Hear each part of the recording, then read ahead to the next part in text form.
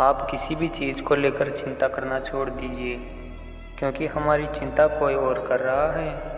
इसलिए आप चिंता छोड़ उस काम पर पूरा फोकस लगा दीजिए जिसे आप अपने जीवन में बेहतर बनाने के लिए करना चाहते हैं। अगर ये सब करते हुए आपके साथ कुछ भी बुरा हो जाता है तो भी आपको बिना रुके अपनी मंजिल तय करनी होगी, आगे बढ़ना होगा, क्योंकि हमारे साथ जो कुछ भी बुरा या अच्छा होता है यह सब कुछ पहले से तय होता है।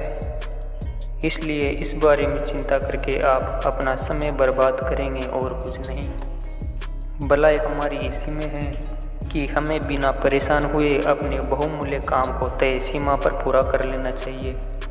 भगवान हमारे बारे में सब कुछ पहले से तय करके रखे हैं, बस हमें चिंता छोड़ लगातार प्रयास करते रहना चाहिए।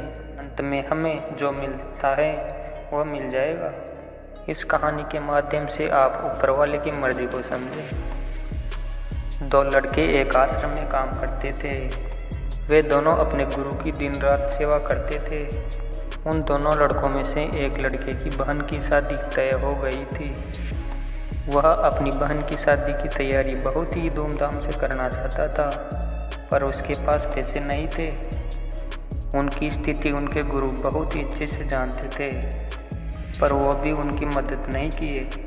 सिवाय जब दोनों लड़के गांव जाने के लिए तैयार हुए तो गुरु ने उस लड़के को 5 अनार दिए जिसकी बहन की शादी थी। गांव जाते समय अनार पाकर लड़का बहुत दुखी था। उसे तो पैसे की ज़रूरत थी, वह अनार क्या करेगा। उसे अपने गुरु पर बहुत गुस्सा आ रहा था। जब दोनों लड़के गांव की तरफ जा रहे थे तो रास्ते में राजा के सैनिक इस बात की घोषणा कर रहे थे कि क्या किसी के पास अनार हैं? राजा को इसकी बहुत ज़रूरत है। हमने बहुत प्रयास किया पर हमें इस क्षेत्र में कहीं भी अनार नहीं मिला। राजा की बेटी बहुत बीमार है, उसे दवा के लिए अनार की ज़रूरत है। दोनों लड़कों ने सोचा, हमें अनार की कोई ज़रूरत नहीं है, यह अनार हम राजा को दे देंगे और उनकी बेटी का अच्छा इलाज हो जाएगा। दोनों लड़कों ने अनार होने की बात सैनिक को बताई। सैनिक उन लड़कों को लेकर राजमहल पहुँचे और लड़कों ने अनार राजा को सौंप दिया।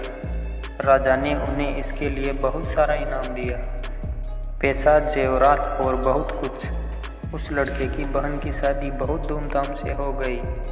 अब उस लड़के को इस बात पर बहुत अफसोस हो रहा था कि वह बिना सोचे समझे अपने गुरु को कोस रहा था और उन्हें भला बुरा कह रहा था।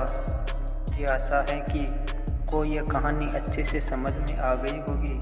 हमें कभी चिंता नहीं करनी चाहिए, हमारी चिंता कोई और कर रहा है।